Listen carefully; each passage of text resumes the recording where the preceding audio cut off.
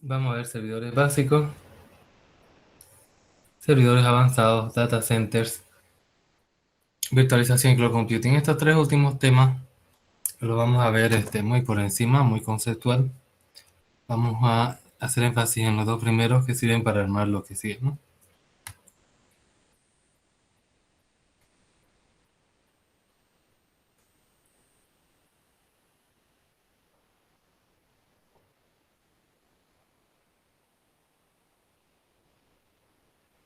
Bien, vamos a empezar con los servidores básicos. Vamos a ver qué es un servidor, qué tipo de servidor, hay diferentes clasificaciones. Vamos a ver los servidores básicos más utilizados, servidor de asignación de direccionamiento, el DHCP, servidor de nombre de dominio, servidor de directorio, servidor de archivo, servidor web, servidor de tiempo en la red, servidor de impresiones, servidor de fax, ¿no? Estos algunos están ya en el canal de YouTube y otros lo van a hacer ustedes. Bien, entonces, ¿qué es un servidor?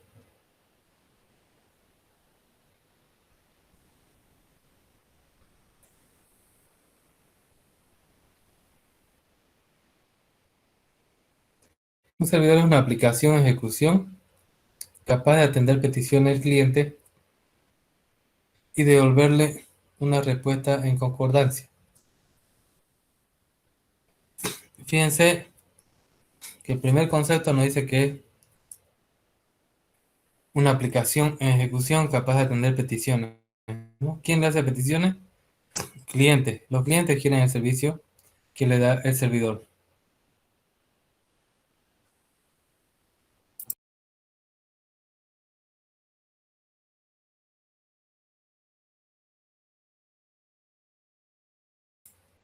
Entonces, por ejemplo, si usted quiere una dirección web, servidor de HCP.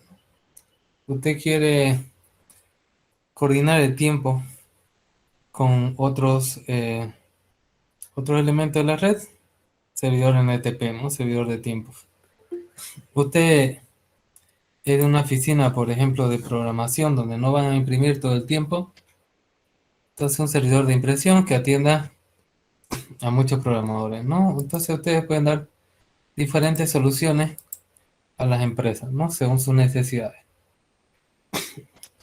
Los servidores se pueden ejecutar en cualquier tipo de computadora, incluso en computadoras dedicadas a las cuales se le conoce individualmente como el servidor, ¿no? Entre comillas.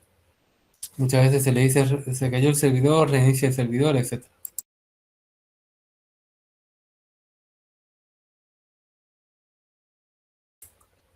Muchas veces las computadoras pueden tener muchos servicios y tener varios servidores en funcionamiento.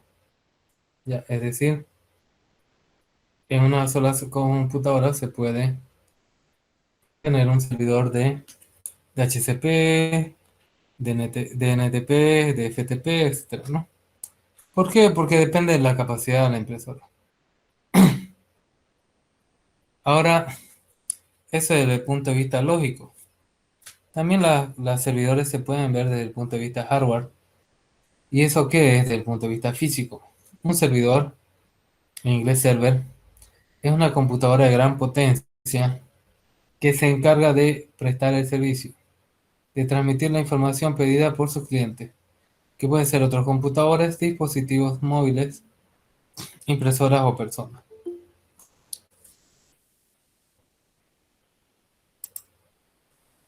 Vale decir que, por ejemplo,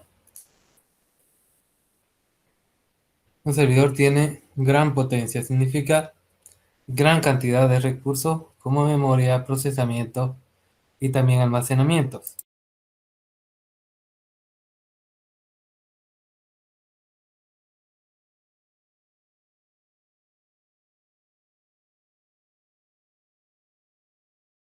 Ahora, ¿qué es para nosotros un computador de gran potencia? Eso varía con el tiempo.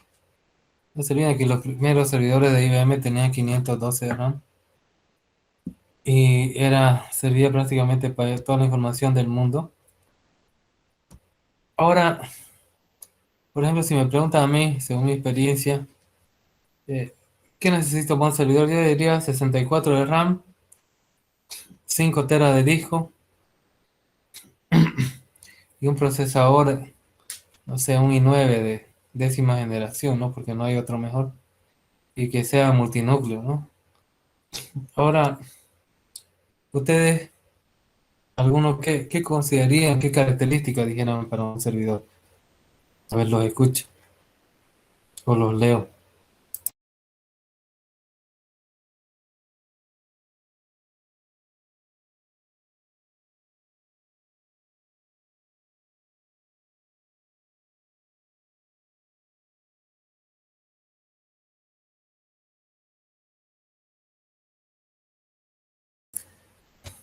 Está bien, Juan. Pero, por ejemplo, para montar servidores básicos, ¿cuánto te le pondría? Por ejemplo, bueno, dice a veces los 64 quedan cortos.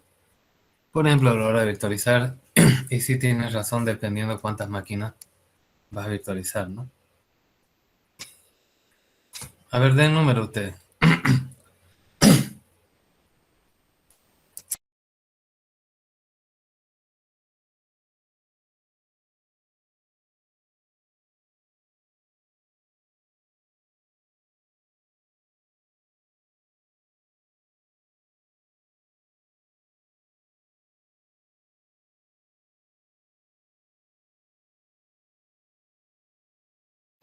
A ver, por lo menos unos cuantos más, pues son 26. ¿Qué opinan los otros? Hay dos nomás que ando opinando. Juan Burgo dice 16 gigas de RAM para arriba, 8 núcleos para arriba.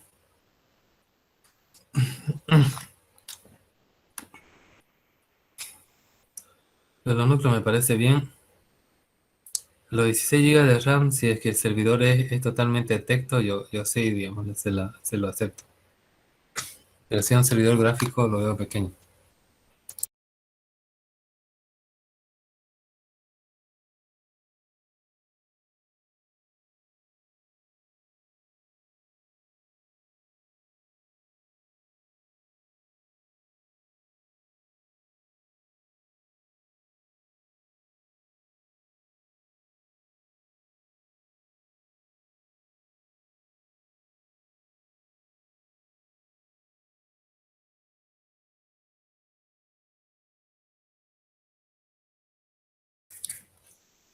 David habla ya de procesadores específicos para servidores. Habla de 192 de RAM, que va a ser caro, pero va a estar bueno. Y disco SATA 16 terabits. 16 teras. Me parece exagerado, pero vamos, que los contenidos actuales, todas redes sociales, videos, puede que sí. ¿Cuántos discos utilizaría?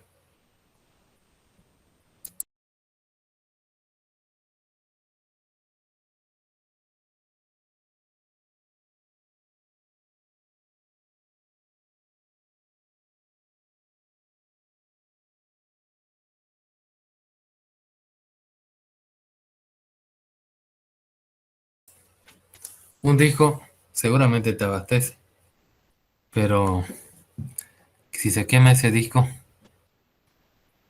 entonces va a haber un periodo de interrupción, de cambiar el disco, suponiendo que has seguido buenas prácticas de backup, ¿no? De copias de seguridad.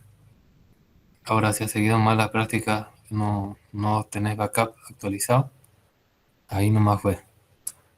Entonces, por ejemplo, lo ideal sería poner unos dos discos en una configuración que se llama RAID, que después vamos a ver, y que ellos, no sé, si se frega uno, todavía el otro funciona, ¿no? Exactamente. Tema RAID sería. Bueno, bien interesante, ¿no? Sus opiniones de algunos compañeros. Sería bonito que todos así, ¿no? Se peleen por responder.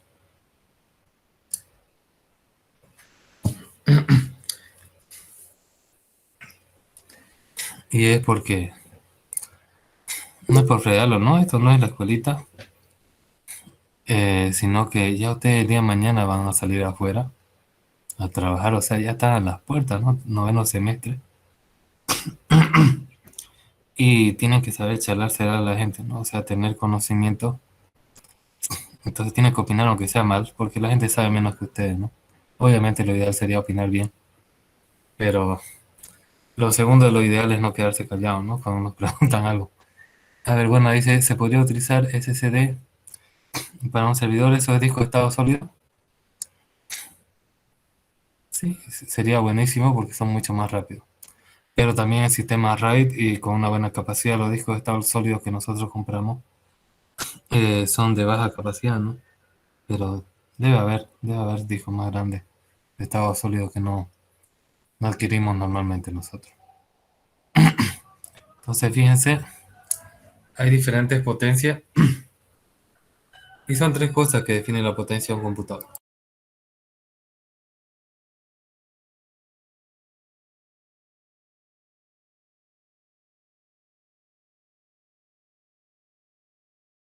Esas son la,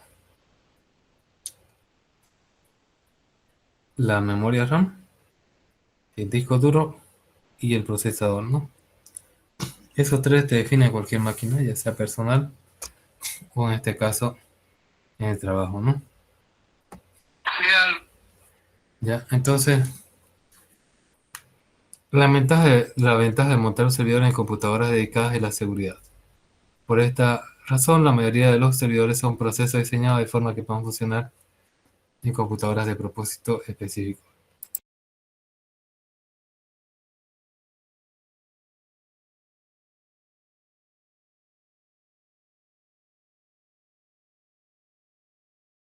Por ejemplo, un servidor es un proceso del firewall. Ese proceso firewall va a trabajar en una máquina que se llama Fortinet o firewall de nueva generación de Cisco. Si son máquinas de propósito específico que no sirve, por ejemplo, para que usted vea YouTube por ahí. Las computadoras PC que utilizamos son de propósito general. Un router que sirve para implementar servidores de DHCP, servidores también, un pequeño firewall también se puede hacer, servidor NTP, servidor de DNS también puede dar. Pero yo qué recomendaría que pongan un router, yo solamente el NTP. Si tienen los recursos, yo preferiría que el DHCP y los demás servicios estén en una máquina aparte. En cambio, ¿por qué pondría el NTP en el router? Por cuestiones de propagación de la señal.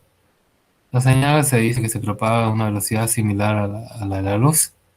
Y si es que usted tiene un servidor aparte y el NTP es el que controla los tiempos para que todos los equipos estén sincronizados, para que cuando, por ejemplo, yo le diga pueden presentar la tarea solo hasta las 8 de la noche, no digan ustedes, pero mi reloj es las 7:30, ¿no? Entonces, eh, para mí parece un servidor que es liviano, que solamente manda la hora y necesita una rápida propagación. Ahora ustedes creen que algún otro servidor sería ideal implementarlo en un router. A ver, me dicen qué opinan.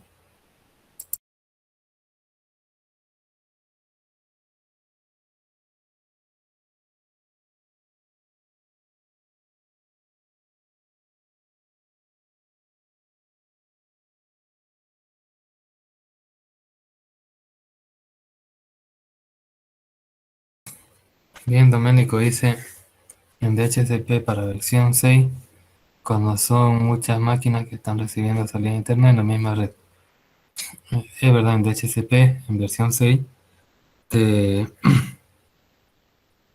hay un protocolo que se llama DHCP sin estado y te permite, ¿no? Que en tu propio enlace que le llama pueda estar configurado y te alivian un poco el trabajo de los servidores de HCP con estado, porque son tantísimas direcciones, puede ser una buena solución. para una red pequeña o media. Servidor VPN. El VPN es un router. Puede ser un VPN hasta nivel de capa 3, digamos, un Front Relay, un EPLS, sí. Lo veo yo funcionando en un router. Ahora si yo quiero hacer un Road Warrior o no sé, un, un OpenVPN, ya que es a nivel de aplicación, prefiero utilizar un computador, ¿no? ¿Qué dice otro? ¿Por dónde creen un tipo de servidor que lo ven bien en un router, ¿no?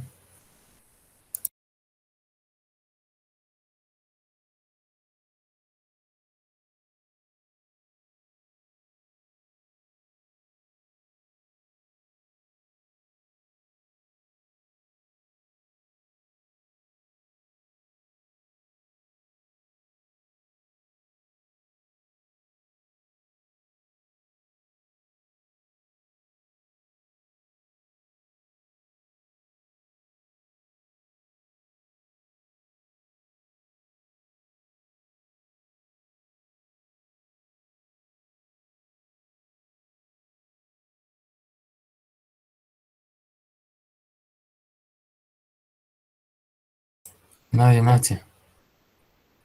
Bien. Entonces, bueno, y puede haber también un servidor NAS, sí o sí. Entonces, NAS.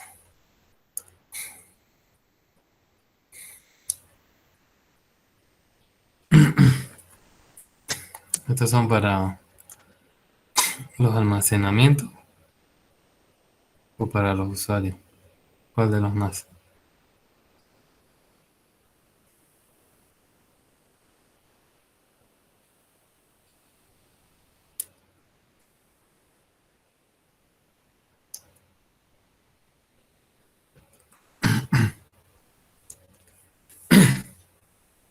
Supongo que son los de almacenamiento, ¿no?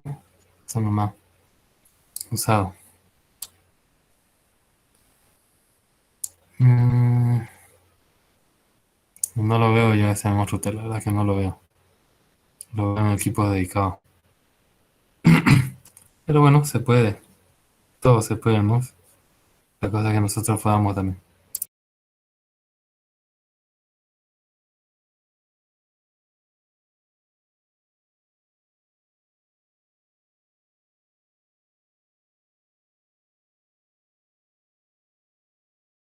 Los usuarios son NIS, eso lo veo todavía más factible, pero tendría que ser un router abierto. No un router Cisco, ¿no? Sino un router basado en Linux que te pueda dar esas especificaciones. Ya, los servidores operan a través de una arquitectura cliente-servidor. Es decir, que hay un servidor, obviamente, si no, no. De ahí viene el nombre servidor. Y hay muchos clientes que requieren servicio. Los servidores son programas de computadora en ejecución que atienden peticiones de otro programa, que son los clientes. Por lo tanto, el servidor realiza otras tareas para beneficio de los clientes. Otro ofrece a los clientes la posibilidad de compartir datos, información y recursos de hardware y software. Los clientes usualmente se conectan al servidor a través de la red, pero también puede acceder a él a través de la computadora donde está funcionando.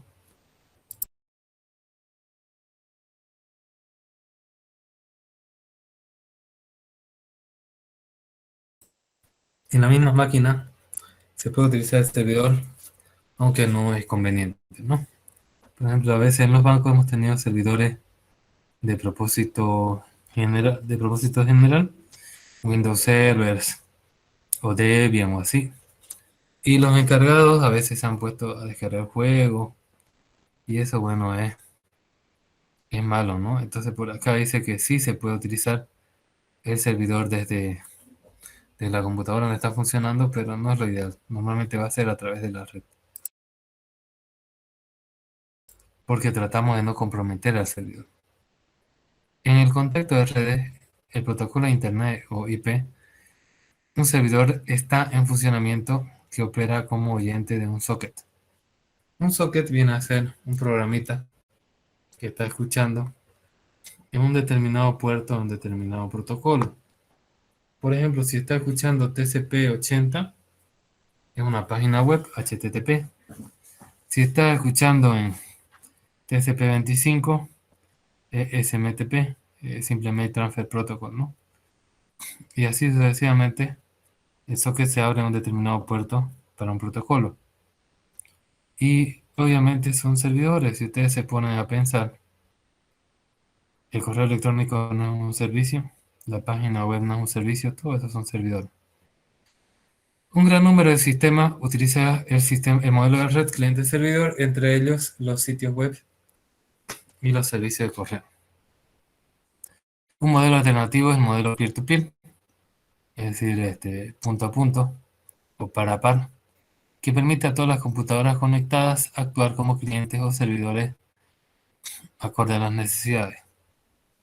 Estos peer-to-peer antes se conocían cuando yo era joven como P2P o P2P. Por ejemplo, había sistemas como lo que era el Kazaa, el Ares y otros más que permitían que ustedes se bajen archivos de otras computadoras conectadas a la red y también ustedes se convertían en servidores para que otras computadoras consuman los recursos que ustedes tenían en su información. Al principio fue genial, pero luego, obviamente, los problemas de seguridad, cuando la gente sobre todo se conectaba, imagínense de un servidor de un banco, conectarse al casa, no es lo mismo que de ustedes que son estudiantes y sus computadoras personales, ¿no? Entonces empezó a haber muchos problemas de seguridad y ya no fueron tan populares esos programas. No sé si hay todavía programas P2P que ustedes utilizan.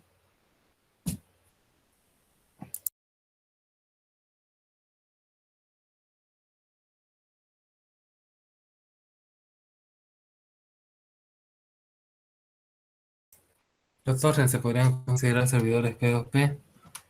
Mm, pueden consumir lo que usted tiene, otra gente, o solo sirve para bajar. La verdad es que no conozco los torrents. Ya estoy un poco de actualizar en eso. Así que si es que solo sirve para bajar, no es P2P, es cliente servidor. Y si es que sirve para que otras personas bajen información de ustedes, es P2P. ¿Quién me dicen? ¿Es P2P o no? Ustedes que los usan.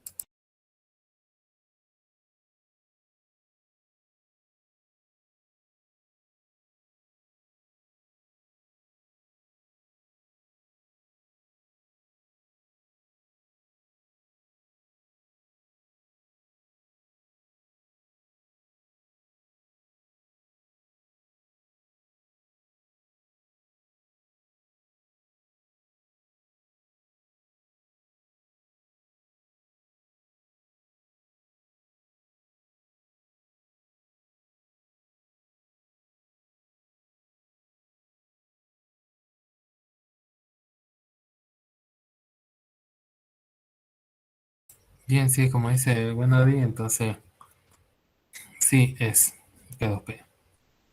TSL es el que está ahora reemplazando, tal vez ya tiene más medidas de seguridad que lo que nosotros con el Kazaa, ¿no? El Kazaa tiene nada de virus. Te quería bajar un video de una película de Doraemon, por ejemplo, y salía que era otra cosa totalmente diferente, ¿no? Entonces, seguro ya tiene más medidas de seguridad que permite protegerse sobre eso, ¿no? Engaños o virus, ¿no? Los servidores son programas de computadora en ejecución que atienden las peticiones de otros programas que son los clientes. A veces los clientes y los servidores corren en el mismo puerto y a veces corren en un puerto al lado, ¿no? Por ejemplo, FTP, puerto 2021, ¿no? Por tanto, el servidor realiza otras tareas para beneficio de los clientes. Ofrece a los clientes la posibilidad de compartir datos, información y recursos de hardware y software. Un servidor puede ofrecerte hardware. Ejemplo, servidor de impresiones, servidor de fax, un servidor de Internet de las cosas ahora. Los clientes usualmente se conectan al servidor a través de la red, pero también pueden acceder a él en la computadora donde está funcionando el contacto de IP y tiene un programa que opera un socket. Y bueno, normalmente van a utilizar el cliente servidor, pero a veces van a utilizar peer-to-peer. ¿Cuáles son lo que se requiere para un servidor?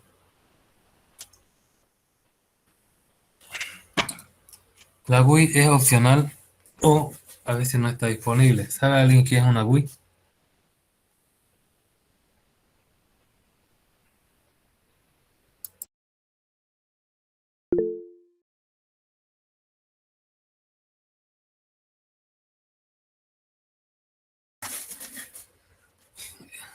Muy bien.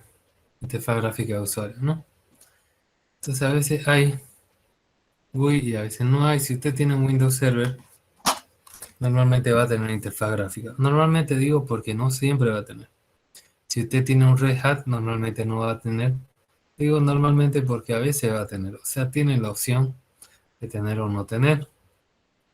Hay que ser muy bueno para configurar todo lo que sea solo texto, ¿no?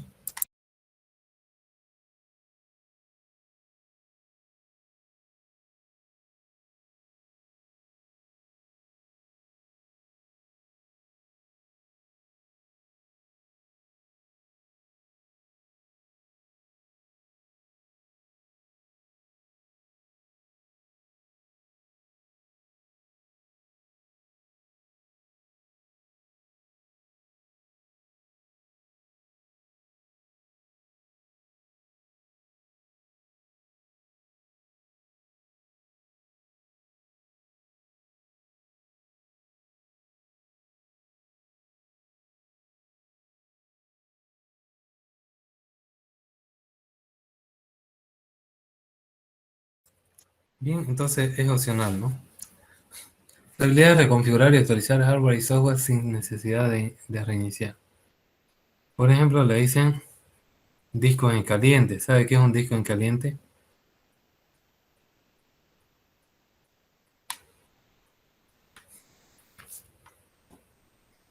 Le dicen este disco funciona en caliente.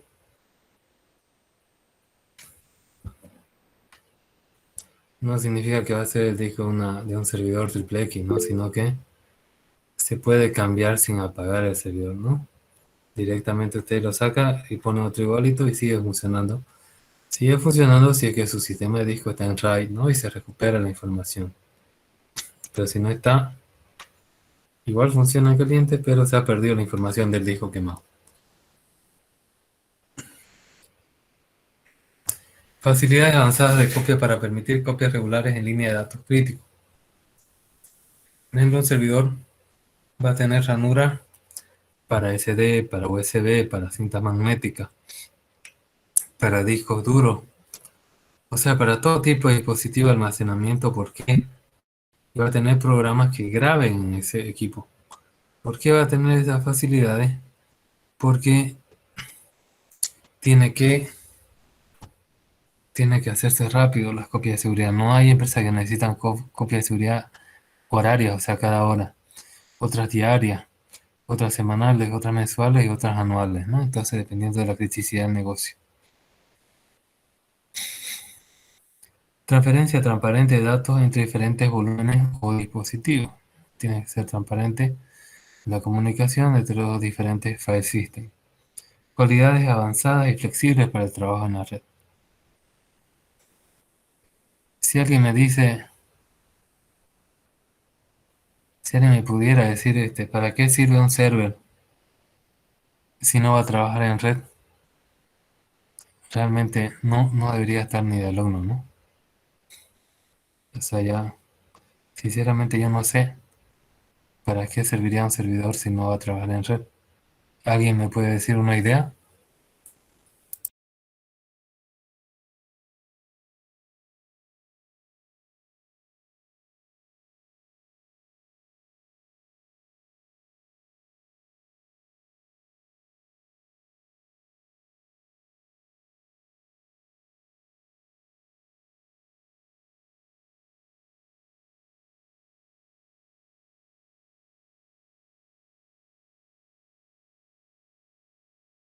No hay, ¿no? Su idea principal es trabajar en red para atender los requisitos de los clientes. Cualidades para la automatización, como los demonios en Unix o los servicios en Windows. Se puede automatizar cuando se prenden, cuando se apagan, etc. Fuerte seguridad en el sistema con protección avanzada de usuarios, datos, recursos y memoria. Tiene que tener mecanismos de seguridad avanzados. Por ejemplo, yo tengo un diplomado en Linux y tengo un diplomado en Windows Server. Entonces yo decía, yo primero hice el de Linux. Yo trabajaba primero en el área de gestión de redes y administración en el área de Linux. Y yo decía que Windows pues era una porquería, ¿no? Porque teníamos unos Windows NT viejísimos, me acuerdo. Que eran siempre los que daban problemas a esos equipos, ¿no? Pero realmente, ya cuando hice el diplomado vi que Windows tiene también un mundo de políticas de seguridad, auditoría informática, etcétera. Es una solución brutal, ¿no? Pero lo malo es que se puede, como son tantos comandos, eh, se puede olvidar, ¿no? También la gente. Pero ¿cuál fue mi conclusión? Que cuando yo trabajaba con los servidores Linux, el que administraba los servidores Windows no tenía mucha idea. Tenía idea, ¿no? Pero básica, no le faltaba más conocimiento porque realmente tiene, tiene bastantes características de protección, ¿no? Inclusive pueden ustedes decir qué día se va a encriptar qué cosa, ¿no? Y eso es algo fenomenal, ¿no? Pero también se puede utilizar Windows en comando. Tiene una shell que se llama PowerShell, que le permite que usted ingrese comandos para poder administrar el servidor Windows Server, ¿no? Está interesante. La verdad que son un mundo aparte los Windows y los Linux y todos les pueden servir dependiendo de cuánto quiere poner la empresa de dinero y el profesional, ¿no? También que se siente más cómodo, ¿no?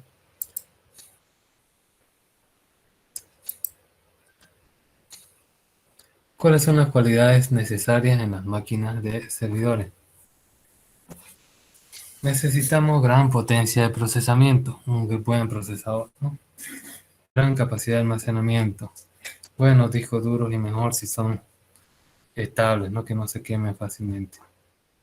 Gran cantidad y bajo consumo de memoria RAM, ¿no? Que rápidamente haga el intercambio de información a la memoria RAM, ¿no? Y que tenga gran capacidad. Bajo porcentaje de ocupación del CPU. ¿Qué pasa si se ocupa mucho el CPU? A ver, ¿quién me puede decir?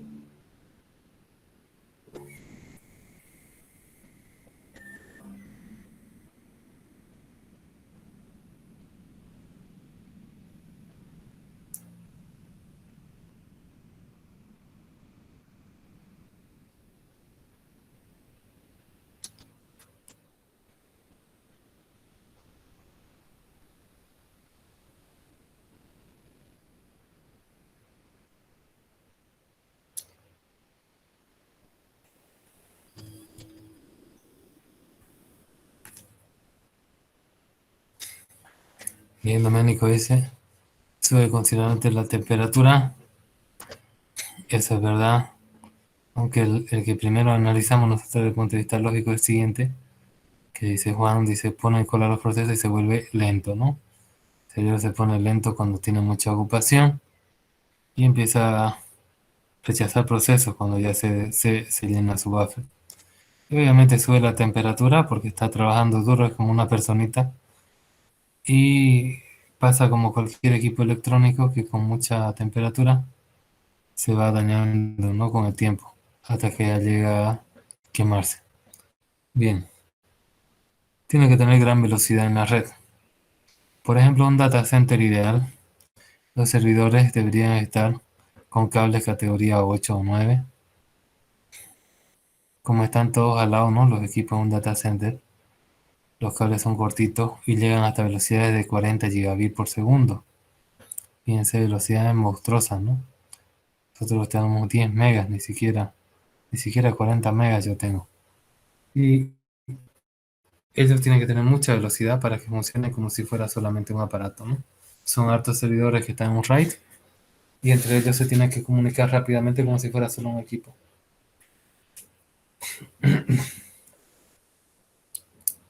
Gran rendimiento de lectura y escritura en disco. Lo mismo, ¿no? Se tienen que ser discos optimizados. Mejor si son de estado sólido. SATA, ¿no? Los HMI, eso ya no se utilizan. Eh, y humedad y temperatura óptimas porque los equipos electromagnéticos se dañan con mucha temperatura y con mucha humedad que produzca vapor y luego agua, ¿no? Entonces lo daña el equipo. Por eso en los data centers la mayoría son refrigerados. Aunque creo haber leído hace un par de años que estaban fabricando unos servidores que ya venían con refrigerador, con material refrigerante, pero no estoy seguro de eso si se ha implementado o no.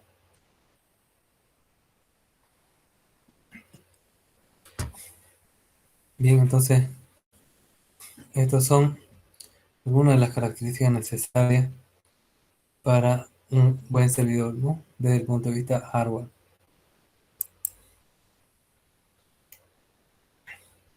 Ahora, ¿cómo se clasifican los servidores? Las clasificaciones de los servidores son diversas, ¿no? Dependiendo de muchas cosas, según la aplicación, según los roles que asumen en la red, según el tamaño, puede haber también otro tipo de servidores. Bien, según la aplicación, servidor de nombre de dominio. ¿Cuál es el servidor de nombre de dominio estrella?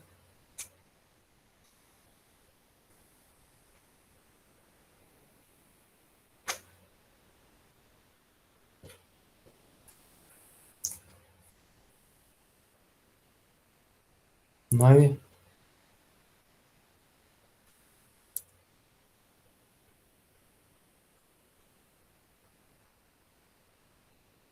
No.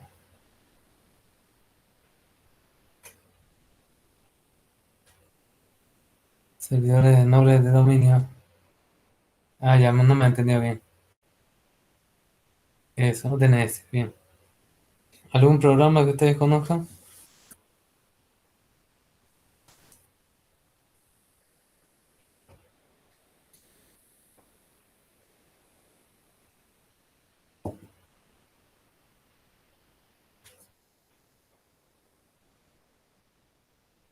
Bueno, en Windows se llama Windows Server DNS nomás, ¿no? Pero, por ejemplo, en los, en los Linux, tenemos un servidor que es muy clásico. No sé si lo conocen, Bin 9. Hay servidores de almacenamiento. Estamos hablando acá de que cuando hablamos de servidores de almacenamiento, tenemos servidores en la nube y tenemos servidores RAID. Eso vienen a ser mis servidores de almacenamiento. Ya, la herramienta se llama RAID, se llama en los Windows y en los Linux se llama MTFS, creo, no recuerdo bien, ya lo vamos a ver después. También tenemos en la nube servidores de almacenamiento, tenemos OpenCloud. Tal vez algunos te ha utilizado OpenCloud o OneCloud o no sé, otra nube, ¿no? Dropbox o algo así. Tenemos servidores de base de datos. Un servidor de base de datos que conozcan ustedes que son los únicos ingenieros en red y telecomunicaciones de todo Bolivia que llevan base de datos uno y 2. MySQL dicen, ¿no? PSP MyAdmin, no. PSP MyAdmin, no es PHP MyAdmin. Ya, ese que usted dice en realidad viene a ser un-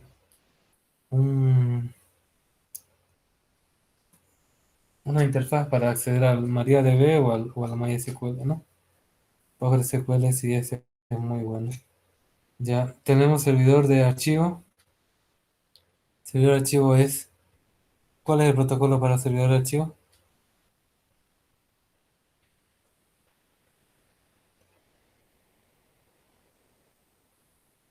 ¿Cuál es el protocolo para los servidores de archivo? A ver, Samba. Samba es un protocolo avanzadísimo para lo que es servidores de archivos, pero que se compartan entre dos sistemas operativos. El básico es FTP y el que se utiliza en los Windows, en los Linux se llama BFTP.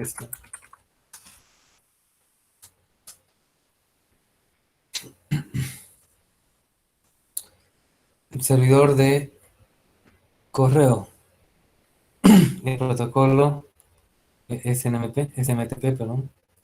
Y obviamente POP3 es uno de los servidores, aunque en realidad el servidor se llama SMTP. POP3 puede servir como cliente y servidor, ¿no? Y MAP también.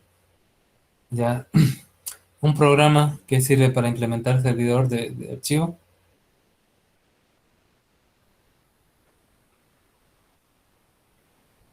FileZilla. Supongo que sí, no lo conozco. Otro,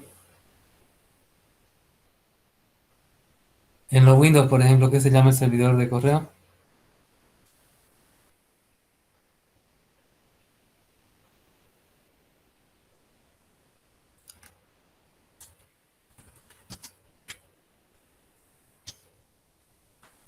Ese es el cliente. Se llama Send y el cliente se llama Outlook. En los Linux, el cliente se llama Thunderbird, pero el servidor se llama SendMail, se llama, por ejemplo, un servidor que ya, ya me estoy perdiendo la memoria. Servidores de impresión sirven para imprimir en red. De momento creo que son los que conozco son equipos, programas propietarios de las marcas como Canon, Epson, pero no sé si alguno de ustedes conocen servidor de impresión que sea genérico. Yo no conozco. Kotlin Linux dice. Kotlin Linux es servidor de impresión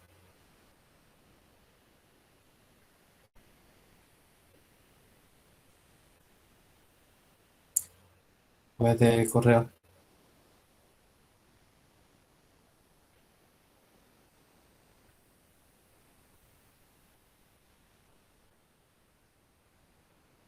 Impresión, mire qué interesante.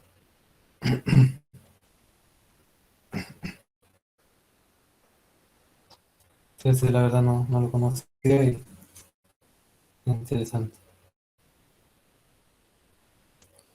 Bien, servidor de web. Servidor web, a ver. Ustedes llaman TecnoWeb.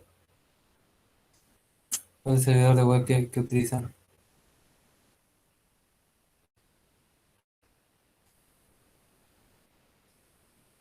Tiene el nombre de una tribu norteamericana, Apache, ¿no?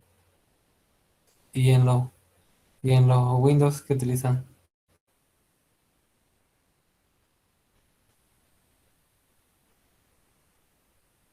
se parece el nombre a un grupo terrorista. Ya. Tiene Information Services, ¿no? Bien. Servidores de juego, ni idea, la verdad. Seguramente las consolas de PlayStation y de las otras vainas esas tienen algún servidor de juego. No sé si alguno sabe qué se llaman.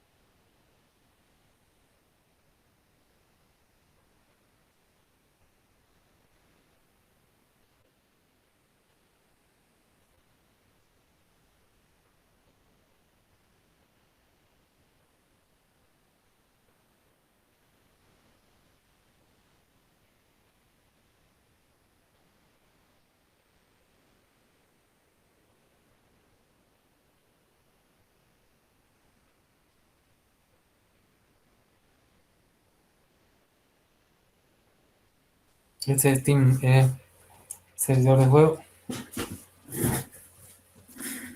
¿De qué marca o consola es?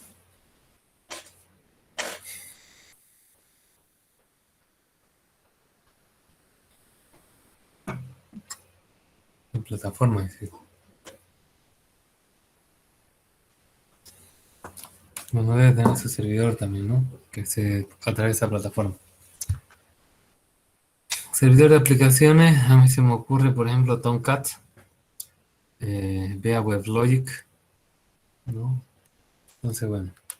Entonces, por los servicios que prestan, por la aplicación, esa sería una clasificación, y etcétera, porque puede haber servidores de IoT u otro tipo de servidores, ¿no? Actualmente.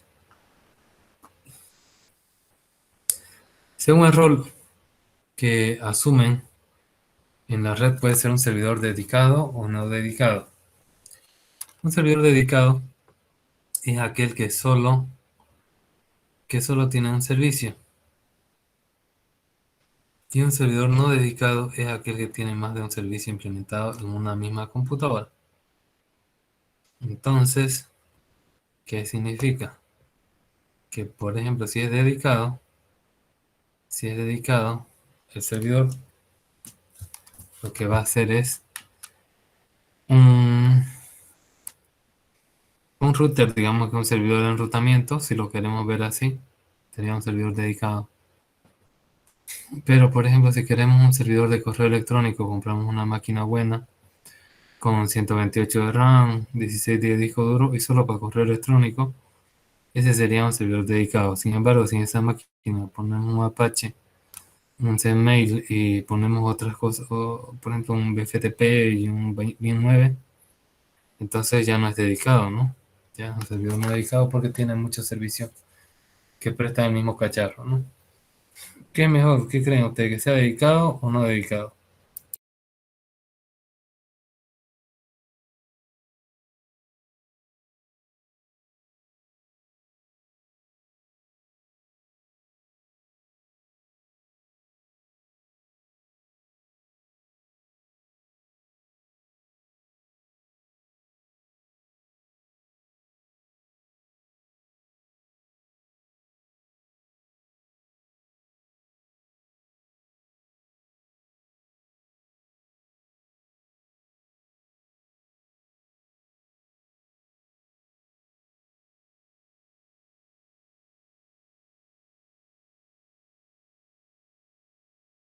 Para tareas críticas dedicados. Es verdad, porque un servidor, ¿qué tal si se cuelga y le daña al otro servidor, ¿no? Entonces es mejor que tenga su propio equipamiento. Ahora, por ejemplo, si la empresa es pequeña y no tiene muchos recursos, es mejor un servidor no dedicado, ¿no? Si una empresa como un banco, una empresa de telecomunicaciones, una empresa como una petrolera, es mejor que tenga sus tareas separadas para que entre ellas no se interfieran y no se perjudiquen.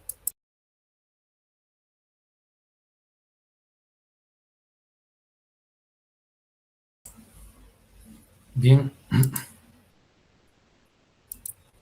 tenemos acá también clasificación por el tamaño. Por el tamaño tenemos servidores rack. El rack viene a ser este tipo de almacenamiento, este tipo de gabinete, no sé cómo llamarlo, este tipo de roperito. Y dicen servidores rackeables, dicen, ¿no? Entonces son los que se pueden ahí poner.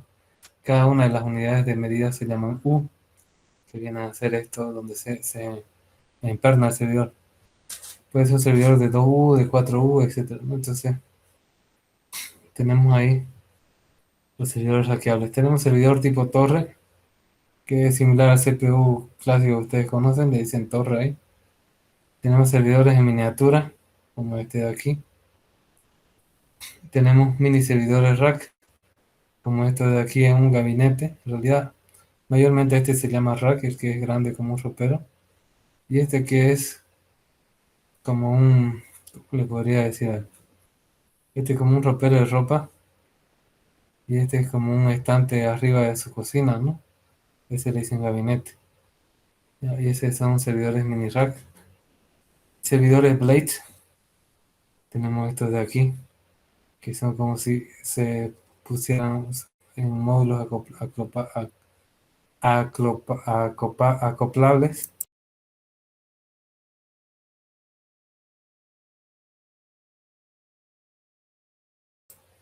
Tenemos servidores móviles que se pueden mover de un lado a otro. Servidores ultra densos que tienen altísimo disco, memoria, etcétera. Y tenemos super servidores que son similares a los ultra densos pero más compactos, que tienen también gran cantidad de recursos de disco, memoria, etcétera.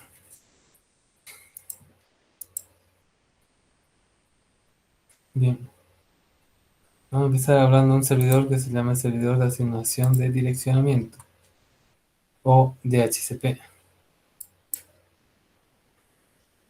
El protocolo de configuración dinámica de host o Dynamic Host Configuration Protocol, también conocido por sus siglas en inglés DHCP, es un protocolo de red de tipo cliente-servidor mediante el cual un servidor de DHCP asigna dinámicamente una servidor IP y otros parámetros de configuración de red a cada dispositivo en una red para que puedan comunicarse con otras redes IP. Este servidor posee una lista de direcciones IP dinámicas y las va asignando a los clientes conforme estas van quedando libres, ¿no? Sabiendo en todo momento quién estaba en posesión de esa IP, cuánto tiempo la ha tenido y en qué la ha asignado después, ¿no? Así los clientes de una red IP pueden conseguir sus parámetros de configuración automáticamente. Entonces, bueno, el servidor de HCP le permite alquilar a una computadora una IP en una red durante un intervalo de tiempo. Este protocolo por primera vez se publicó en octubre del 93 en la RFC 1531 y su implementación actual para IPv4 es la RFC 2131 en marzo de 1997. Tal vez en esa época ustedes estaban naciendo, ¿no? Para IPv6 está descrita en la RFC 3315 de julio del 2003. Bien, DHCP le permite conseguir algunos parámetros de red como son servidor DNS, servidor WIN si tuviera la máscara de red, la red y una IP. Esta IP se presta, aunque se puede prestar indefinidamente la misma IP a un solo equipo, se lo pasa con la dirección MAC de la interfaz de red, de la tarjeta de red, pero también pueden, si es que está configurado para ello, se puede cambiar, ¿no?, la IP si es que está obtenida por DHCP. En realidad, cuando se asigna una dirección de DHCP, se siguen 4 pasos hasta poder tener la dirección de DHCP ya al cliente.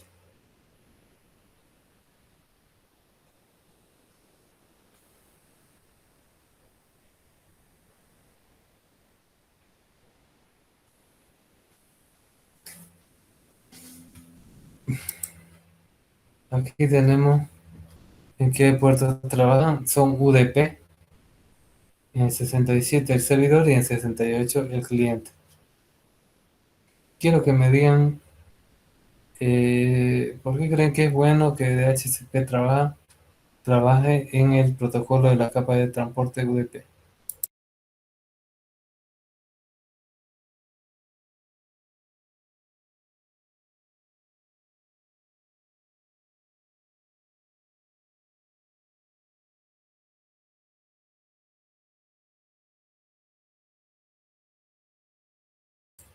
¿Por qué creen que UDP, perdón, que DHCP trabaja sobre UDP?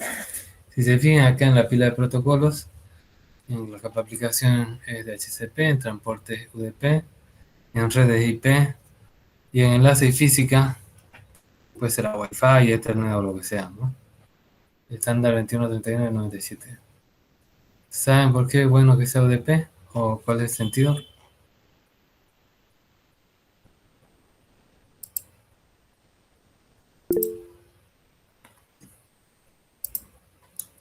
¿Por qué difusión, no? Y no queremos confirmación.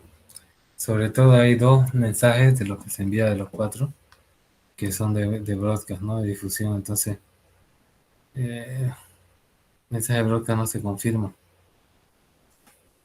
Ya saturaríamos la red y aparte podríamos colgar los equipos si lo hacemos con TCP. Y ahora, ¿qué tipo de direcciones tiene? DHCP tiene tres opciones. Fíjense, tiene la manual o estática, tiene la automática y tiene la dinámica. La asignación manual o estática asigna una dirección IP a una máquina determinada. Se suele utilizar cuando se quiere controlar la asignación IP a cada cliente y evitar también que se conecten clientes no identificados.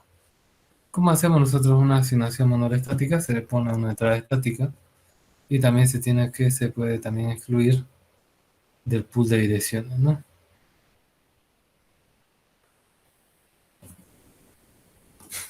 Ahora también tenemos automática, que es la que más se utiliza.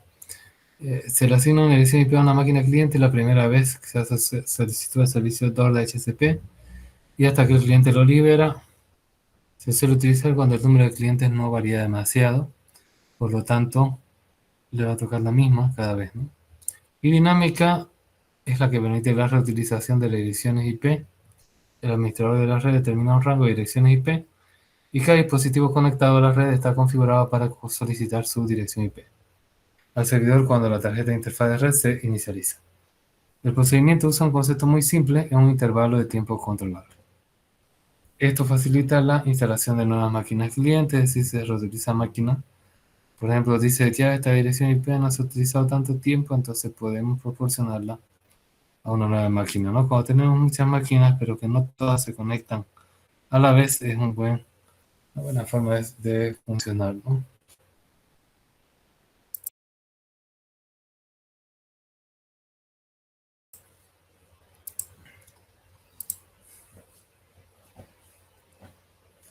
Y acá están los parámetros que tienen, ¿no? La dirección del servidor DNS, nombre del DNS, puerta de enlace de dirección IP, dirección de la publicación masiva o los broadcast address, máscara de su rec, tiempo máximo de espera, según el protocolo de resolución de direcciones en sus siglas en inglés, medida de transferencia máxima de los MTU.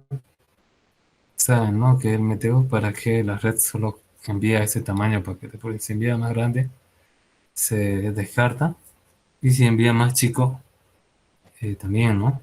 A no ser que sean otro tipo de configuración que cuando es más grande se pedacean, se fragmentan y cuando es más chico se rellenan, ¿no? Tenemos dirección de broadcast, máscara de red, puerta de enlace de dirección IP, tiempo máximo de espera de la ARP, protocolo que te resuelve IP y MAC, MTU, servidores NIS. Esto es lo que me confundió un poco hace rato. Los servidores NIS son para usuario. Y bueno, los NAS es para almacenamiento, ¿no? Tenemos dominio NIST, que es similar a un DNS. Servidores NTP, que son protocolos de tiempo en la red. Servidor SMTP, para correo electrónico. Servidor TFTP, el Trivial FTP, un servidor liviano para lo que es transferencia de archivo. Y nombre de servidor de nombres de Windows. Los WINS. Estos son los pasos que sigue en el tiempo para conectarse a un servidor. Cuando se pasa el tiempo y sigue conectado, se hace solo los dos últimos pasos. Primero es el cliente manda un discovery para ver todos los servidores de HCP que hay en la red. Uno o muchos servidores le hacen una oferta. Este es broadcast, este es unicast. Luego él hace un broadcast y dice request, yo requiero esta. ¿Por qué hace broadcast? Porque puede ser que dos le hayan ofrecido y él se va a quedar normalmente con el primero que llegó y manda por broadcast a la red y finalmente el servidor manda a acknowledge confirmándole que ya está todo asociado con ese cliente, esa dirección IP. Ya cuando se hace el alquiler solo se hace los dos últimos pasos, ya no se hace todo. Acá tenemos lo que hace cada uno.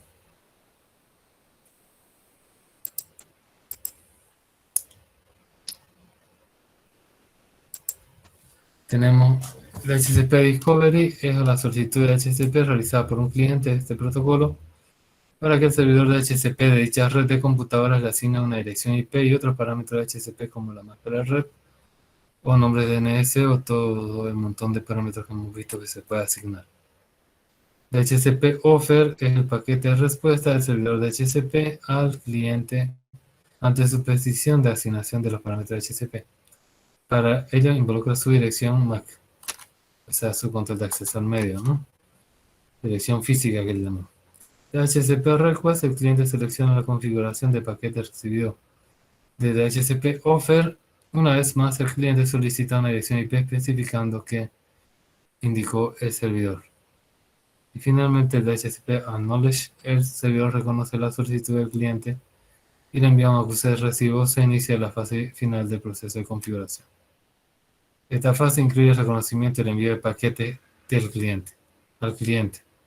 Este paquete incluye la duración de la conexión y cualquier otra información de configuración que el cliente pueda tener solicitada. En este punto, el proceso de configuración de TCP/IP se ha completado. El servidor reconoce la solicitud y la envía acuse de recibo del cliente.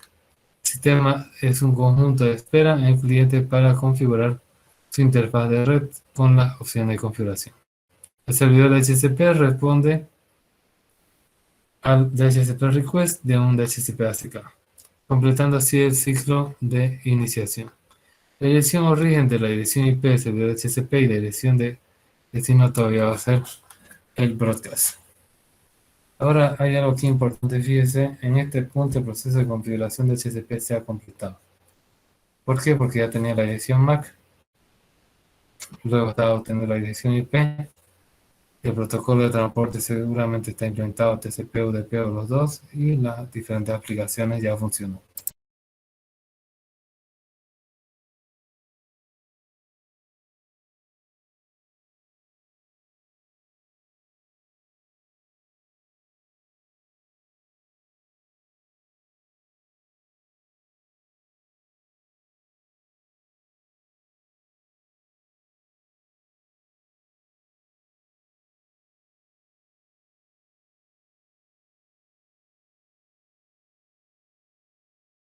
Bien, vamos a hablar de servidores de nombre de dominio, que se basa en un protocolo que se llama Dynamic Name System o DNS en inglés, ¿no? Sistema de nombre de dominio en español.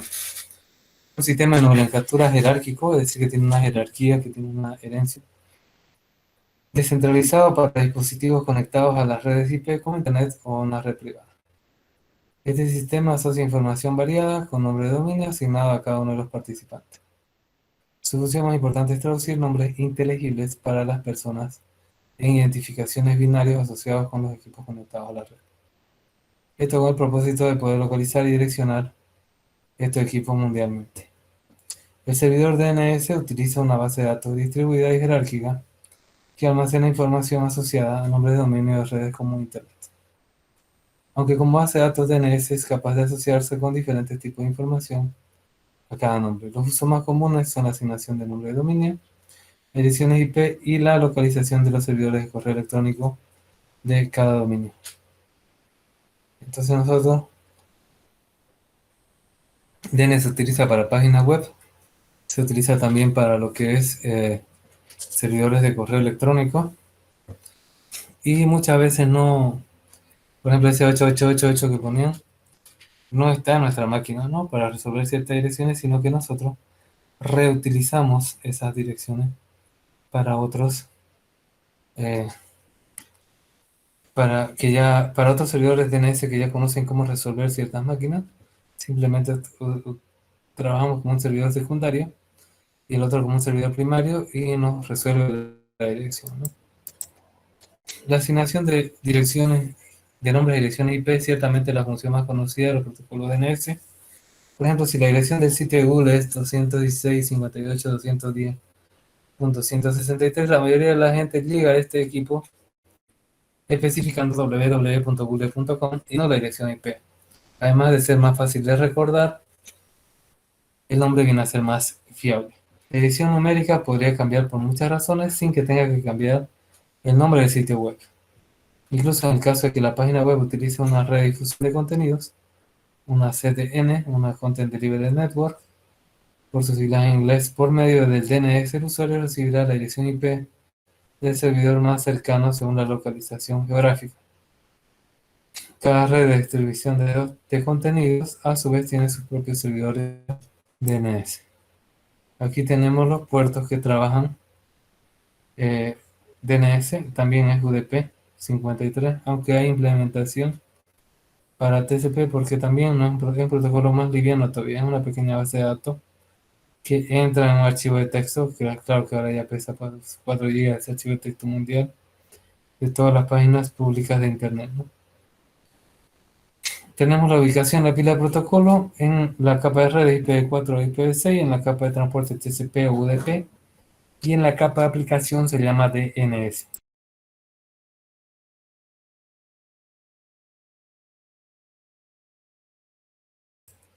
Aquí tenemos los estándares RFC 881, el plan de nombre de dominio y su agenda de 1983, RFC 1034 de 1987 y RFC 1035 de 1987 también. Componentes. ¿Cuáles son los componentes que se utilizan en un servicio de DNS? Y aquí tenemos nosotros, se utilizan tres componentes principales, ¿no? Los clientes, la fase 1, un programa DNS se ejecuta en una computadora del usuario y que genera peticiones DNS de resolución de nombre de dominio a un servidor DNS. Por ejemplo, ¿qué dirección corresponde a tal nombre? Servidores DNS que contestan las peticiones de los clientes, los servidores recursivos tienen la capacidad de reenviar la petición a otro servidor si no disponen de la dirección solicitada. La zona de autoridad es una parte del espacio de nombre de dominio sobre la que es responsable el servidor DNS, que puede tener la autoridad sobre varias zonas. Por ejemplo, su dominio wikipedia.com, el dominio de su dominio.com, etc. Las zonas de autoridad son normalmente se definen la zona directa que se registra en los nombres de dominio asociados a una IP, y también tenemos que registrar la zona inversa que se registra la IP de la red que corresponde. El dominio de forma invertida. ¿Qué significa en forma invertida? Por ejemplo, si usted tiene una red 192.168.5.0/24, te va a poner 5.168.192, ¿no? Derivado de ARPA. ¿Para qué partes del nombre de dominio www.orm.edu.bo? ¿Cuáles son las partes del nombre de dominio? La etiqueta que se ubica más a la derecha se llama dominio a nivel superior. En este caso va a ser .bo, que es un dominio geográfico. La etiqueta a la izquierda especifica la subdivisión o dominio. Nótese subdominio, que expresa dependencia relativa o no dependencia absoluta. En teoría, la división puede tener hasta 127 niveles y cada etiqueta puede contener hasta 63 caracteres, pero restringimos la longitud total del nombre de dominio no excede a los 255 caracteres. Aunque en la práctica los dominios casi siempre son mucho más cortos, en el ejemplo tenemos wahrm.edu.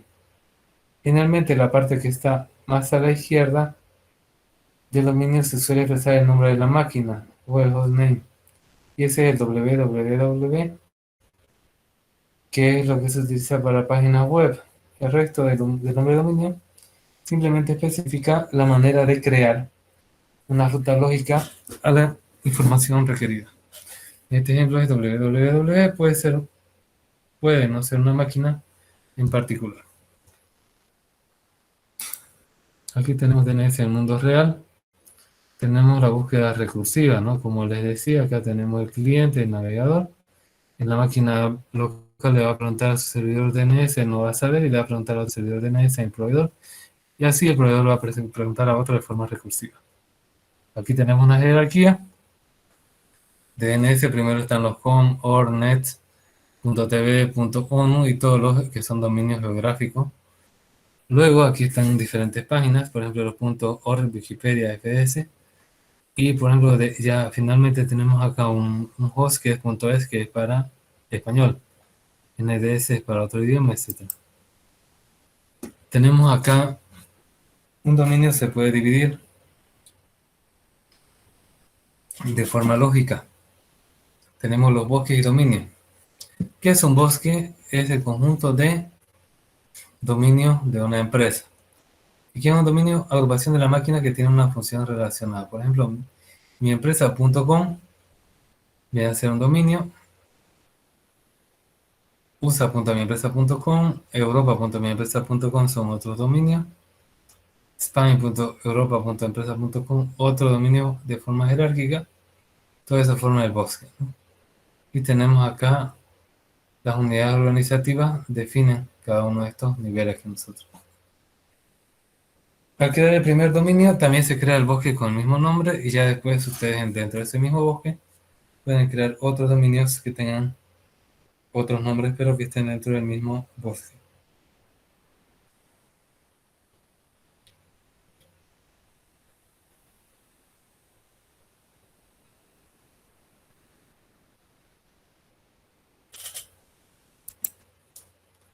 Tenemos acá los tipos de servidores DNS. Tenemos servidores primarios o maestros que guardan su información de datos en sus archivos. Tenemos secundarios esclavos, obtienen los datos de servidores primarios a través de transferencia de zona. Y locales o caché funcionan con el mismo software, pero no contienen una base de datos de resolución de nombres. Cuando se realiza una consulta, estos a su vez consultan a servidores DNS correspondientes, almacenando la respuesta en su base de datos para agilizar la repetición de estas peticiones a un futuro continuo, ¿no? Tenemos acá la resolución se hace recursiva e iterativa. Recursiva, un cliente solicita a un servidor DNS que obtenga por sí mismo la respuesta completa. Es decir, dado dominio midominio.com, el cliente espera recibir la dirección IP correspondiente. Iterativa, el servidor DNS no otorga respuesta completa. Caso del midominio.com, el primer servidor al que se realiza la consulta, un servidor raíz, retorna las direcciones IP de los servidores de nivel superior, los TLD, responsable de dominio.com. De este modo, el cliente ahora debe realizar una nueva consulta a uno de esos servidores. Por eso es iterativa, ¿no? Porque va consultando un servidor tras otro. El cual toma como sufijo .dominio.com y responde la dirección IP del servidor DNS correspondiente, por ejemplo, a dns.dominio.com. Finalmente, el cliente envía una nueva consulta a dns.dominio.com para obtener la dirección IP de mi dominio.com. Proceso de resolución normal. El servidor DNS recibe una consulta recursiva del resolver del cliente, del cliente. El DNS local realiza las consultas iterativas a los servidores correspondientes. 3. El servidor DNS local trae la resolución al host que solicitó la información. Y 4. El resolver del host cliente entrega la respuesta a la aplicación correspondiente.